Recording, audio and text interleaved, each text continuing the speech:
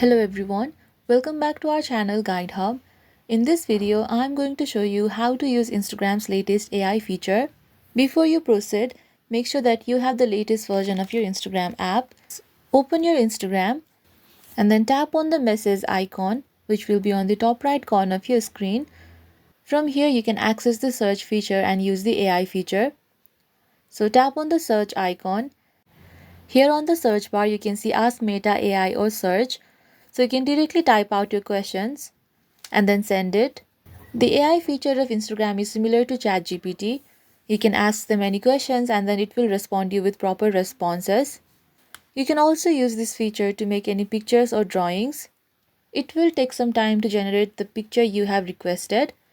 You can use Instagram AI to ask simple questions or even to generate pictures. And I hope this video helped you to understand that.